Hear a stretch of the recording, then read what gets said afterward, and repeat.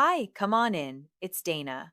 Lean into the mirror with me for just a second and really look at your nose of those little dots.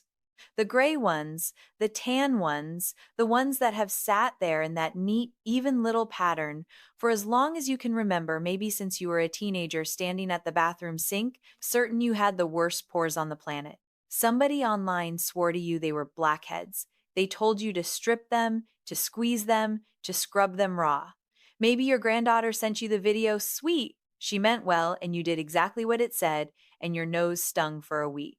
And the dots came right back anyway, same as always, sitting there like they hadn't even noticed you'd declared war on them. So here is the truth, and I think it's going to lift a real weight right off your shoulders. Those are almost certainly not blackheads. They are called sebaceous filaments, and every single person alive has them. Every single one. They are not dirt. They are not a sign that you've been careless or done something wrong. They are not a hygiene problem, and you cannot scrub them away because your skin actually needs them. There they are doing a job, a quiet and important one, and I am going to explain that to you in plain language right now. I'm not a dermatologist. I'll never pretend to be. And I think you deserve to hear someone say that plainly before they go any further. This is a friend at the mirror sharing what she has learned 30 odd years of paying close attention to my own skin, watching my own nose change, making my own mistakes, and this is not medical advice. But I have watched these viral nose tricks come and go for 3 decades, and I've tried more of them on my own 60-year-old face than I care to admit, and I can give you an honest verdict on every major one. Keep it, skip it, or never in 100 years. By the end of this, you will know exactly what those dots are and why they behave the way they do, particularly on skin over 60. You will know the 4 things people routinely do to their poor noses that only make the situation worse, and I'm going to refuse the dangerous ones right here out loud by name because somebody has to. You will also get the gentle, steady routine that genuinely softens how they look, built around a couple of real ingredients that together cost less than $15. Nobody paid me a single penny to tell you any of this. Nobody. If they had, I'd be steering you toward a $90 serum and quietly skipping the part where I tell you the $10 one does the same job. And before we go 1 inch further, drop the shame at the door. Your nose is not disgusting. You are not dirty. You have simply been handed a story that was written to be shared, not to be true. Stay with me, because the last thing I give you today is the single habit that helps the most, and it happens to be the one nobody is trying to sell you. So let us be completely clear about what you are actually looking at, because once you understand it, half the worry just goes. A sebaceous filament is a tiny, natural channel that lives inside your pore. Think of it like the little wick in an oil lamp. Its entire job is to carry the oil your skin produces up from the gland below the surface to the top of your skin, where that oil forms a very thin, protective film. That film keeps you soft, keeps your barrier intact, and keeps you from drying out like a raisin. It is supposed to be there. It is doing exactly what it was designed to do. When you look in the mirror and see a small gray or tan dot, particularly down the sides of your nose and across your chin, what you are almost always seeing is simply a little of that oil resting at the very tip of a perfectly healthy, perfectly normal pore. The top of that oil meets the air. It darkens a shade, light gray, soft brown, and that is precisely why, for decades, the beauty industry has been calling it a blackhead and selling you something to fix it. It looks like something is wrong. Nothing is wrong. A true blackhead is a genuinely different thing, and it helps to know how to tell them apart, not so you can diagnose yourself, but so you understand why they behave so differently. A blackhead is an actual clog. The pore gets blocked by a mix of oil and dead skin cells that get stuck, and then the very top of that clog oxidizes when it meets the air and turns genuinely dark, almost black. A blackhead is a form of acne. It tends to be darker than a filament, slightly raised above the surface of the skin, and you'll generally have fewer of them scattered in less regular patterns. A sebaceous filament is flat, pale, gray, or tan, and shows up in that tidy, even, all over little stipple across the oiliest parts of the face. The one looks scattered and darker, the other looks like a fine, even freckling. And here is the kindest part, and it lets you off the hook almost entirely. You don't actually need to diagnose yourself at your bathroom mirror because the gentle routine I'm about to walk you through helps both. You never need to guess, you never need to dig. I'll be honest with you about one thing, though, the way a friend should be. I cannot see your nose. I am not making any kind of diagnosis here. If you have a spot that doesn't look quite like everything else, one that's raised, darker, changing, that is not a question for a YouTube video. But the uniform little dots that blanket the nose and send everybody into a panic, those are filaments. Normal, universal, here to stay, and not meant to go anywhere. Now, here's what shifts after 60, and why you might be noticing these more than you ever did before, which is a fair question and one worth sitting with for a moment. Your skin at 60 is fine linen. It has been washed 1,000 times soft, lovely, warm, and a little looser in the weave than it was at 30. As that weave loosens, as the collagen and the elastin and the firm scaffolding underneath slowly ease their grip, the skin loses its snug hold around each little pore. Dermatologists will tell you the pore itself is not actually growing. What's happening is that the surrounding tissue isn't holding it quite as firmly as it once did, so the opening simply shows a little more plainly in the mirror than it used to. It is the same pore. It is just that the linen around it has softened, and a softened weave does not hold its shape as tightly as a new one. That is not a defect. That is what 60 years of living in your face looks like, and it is allowed. There is a second thing, and this matters for how you treat your nose going forward. Older skin is drier and thinner than it was at 30, which means every harsh thing you might have gotten away with years ago now does noticeably more damage than it once did. Stripped skin panics. It registers the loss of oil and produces more to compensate, which leaves you shinier and more clogged than before, exactly the opposite of what you were trying to accomplish. Older skin is also slower to heal. A small wound, a tiny abrasion from a coarse scrub or a rough strip that would have vanished overnight at 30 can linger for weeks now and leave a shadow behind. So it is not that your nose got worse, it is that the fine linen softened, exactly the way good linen is meant to with age, and it is asking you to be gentler than you once were. Your skin isn't the enemy, it just needs a kinder hand now. And can I say one gentle thing about the magnifying mirror before we move on? The one that swings out from the wall and shows every single pore at 10 times its actual size under that unforgiving white bulb. Step away from it for a moment. Nobody in your life, not your husband or your partner, not your friends, not the person sitting across from you at a restaurant, is ever seeing your nose the way that mirror presents it to you. That mirror is not the truth. It is a funhouse at the fair, and it has been making you feel terrible about a face that is perfectly fine. Arm's length in soft daylight is the truth. That is the mirror I want you to use. And that brings me to the 4 things people regularly do to their noses that make things worse.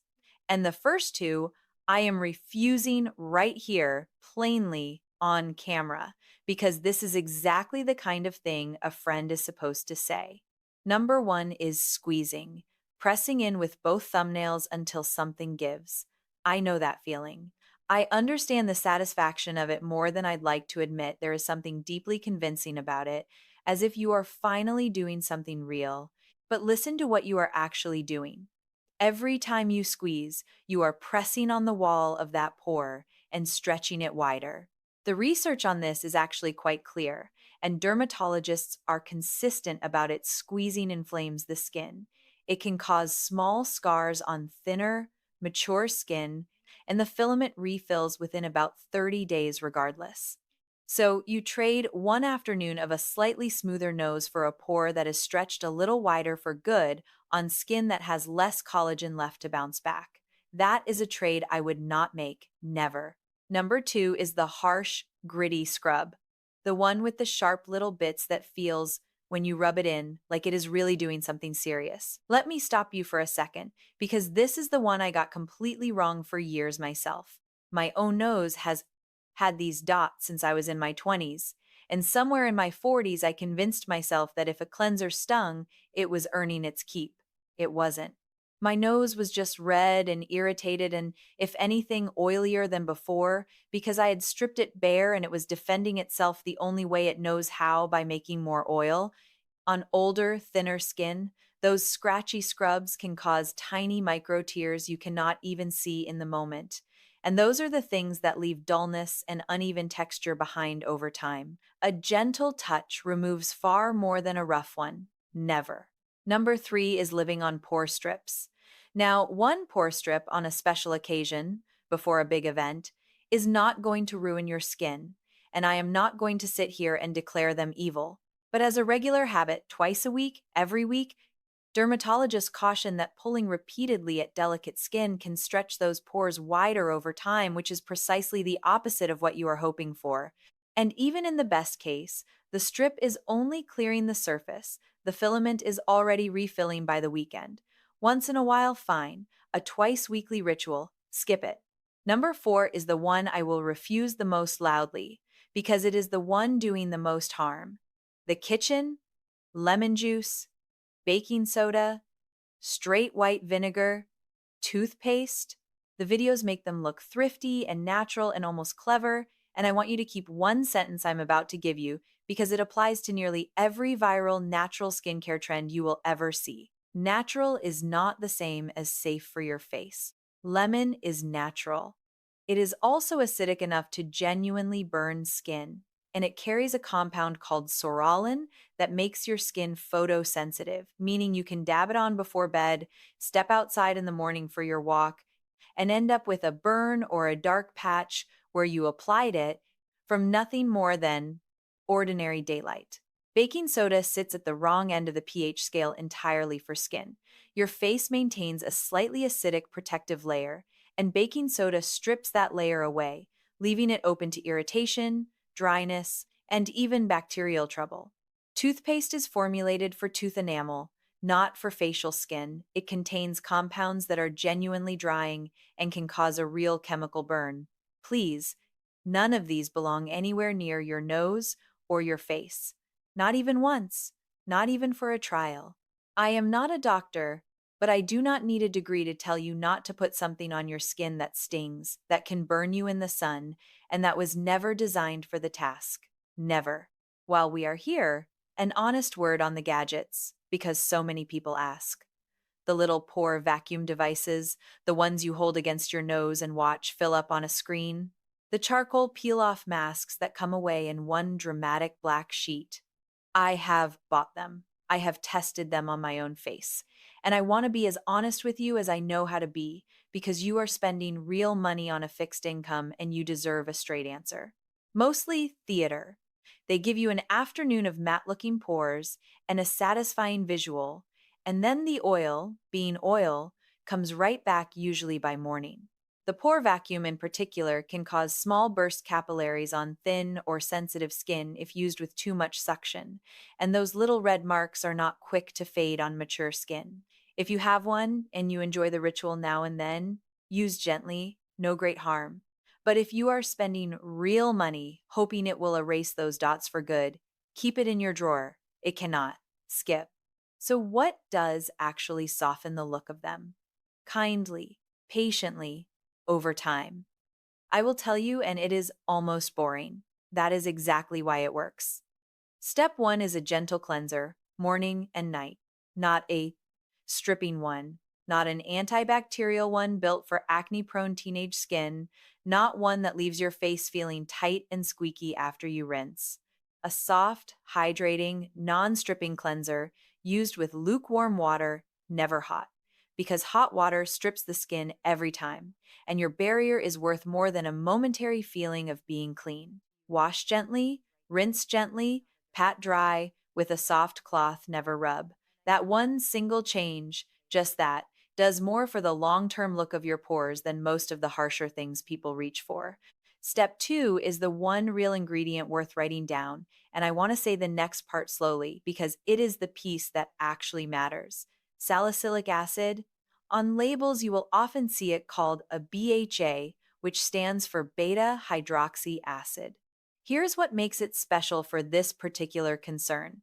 Salicylic acid is oil-loving, which means, unlike most active ingredients that sit on the surface, it is actually capable of slipping down inside a pore following the oil, in a sense, and gently dissolving the buildup of oil and dead skin that makes the dot look darker and more visible.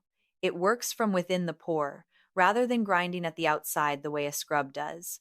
Dermatologists and the American Academy of Dermatology consistently point to it as one of the most effective at home options for exactly this kind of concern.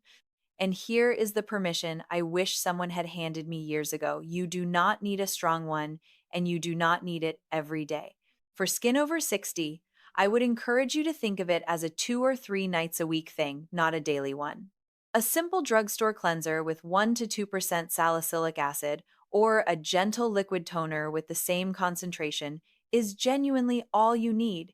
You can find good ones for $10 to $15, not 90, and before it ever touches your face, patch test it. Dab a small amount on the inside of your wrist or the side of your neck for 2 nights first and watch how your skin responds. Older skin deserves a slow, gentle introduction to anything new, and if it stings or goes tight, that is your skin saying too much too often, so you do less, not more. With mature skin, backing off is almost always the answer, and pushing harder is almost never. Give it time, real time. You will not wake up tomorrow to a bare, poreless nose. What you will notice after 3 or 4 weeks of quiet, consistent use is that those dots look a little softer and the skin around them feels smoother under your fingertips. The texture settles down, the overall look calms, and you will feel it before you can perfectly see it. That is the right pace. Skin keeps its own slow clock, and it will not be hurried no matter how badly we wish it would. Step 3. If you would like one more gentle helper, and this one is purely optional, but I reach for it most mornings, myself is a niacinamide serum. Niacinamide is simply a form of vitamin B3. It is about as gentle as skincare ingredients get, and the research suggests that used consistently, it helps calm oil production and soften the visible look of pores over time. The well-known small bottles of it sit well under $15 at most drugstores. One pump in the morning before your moisturizer. That is the entire instruction. A couple of gentle extras if you enjoy having a little ritual. An oil or balm cleanser used at night applied to dry skin before your water cleanser can loosen the day's oil buildup very kindly because oil lifts oil without stripping anything away. Once a week, a plain clay mask will draw up some of the surface oil quietly and calmly, the way a sponge would, without tearing at the skin. Think of it as the grown-up, measured cousin of the pore strip it lifts. It does not rip. Neither of these is required. Neither of them is a miracle.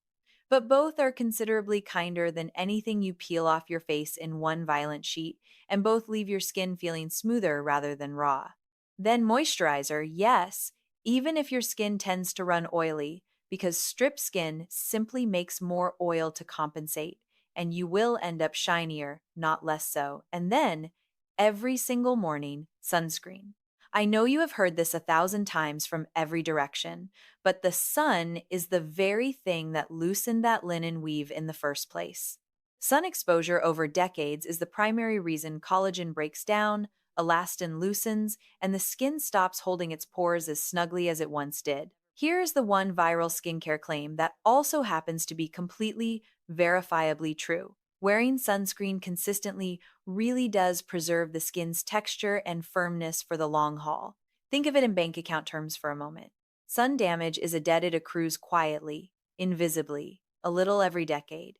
And then it lands on your face in your 60s all at once in the form of looser pores, thinner skin, and more visible texture. Sunscreen is you paying down that debt a little every morning, rather than letting the interest compound. It is not glamorous. It is the most honest skincare advice you will ever hear, and it costs less than almost anything else you might buy. Your skin isn't the enemy, it just needs a kinder hand now. That is the whole routine. A gentle cleanser, a soft salicylic acid, 2 or 3 nights a week, patch tested first. A niacinamide serum in the morning if you like, moisturizer, sunscreen. That is genuinely it. Under $30 for most of it, assembled on one small shelf. No strip in sight, no lemon, no baking soda, no thumbnail digging in. Let me stop you for a second before we go any further, because I promised you the honest part. And this is it, the part nobody trying to sell you a strip or a gadget will ever say out loud. You are managing these, not erasing them. I want you to hear that sentence the way it is meant as a kindness, not a disappointment. Do this routine gently, consistently, for 6 weeks, and those dots will look softer. The overall texture of your nose will calm down. The skin will feel smoother and look clearer, and that is a real visible difference. What will not happen is that they vanish entirely because they were never supposed to. Sebaceous filaments are a permanent, functional part of your skin, and they will always come back, not because you failed and not because the routine failed, but because they are supposed to be there. And one thing more, since many of you have asked this question directly, if you stop the routine, they slowly drift back into view over a few weeks, the same way a tidy garden grows over when you stop tending it. That is not failure. That is simply what managing looks like. And managing is enough. Managing is more than enough. I have a friend, a woman I have known for close to 40 years, someone whose skin is genuinely lovely to look at, the kind you notice when you first meet her. And if you leaned in close under that dreadful magnifying mirror, under that hard white bulb, she has these very same little dots on her nose in that same, even familiar pattern. Every one of us does. The difference was never the pores. It was only ever whether she had been taught to be patient and gentle with them, or whether she had spent 30 years at war with her own face, reaching for the strip and the scrub and the lemon, convinced she had a problem to be solved rather than a nose to be cared for. The poreless nose you see online in the ads, in the before and after videos, in the thumbnails, is a filter, a ring light, a softened camera, and a whole lot of editing.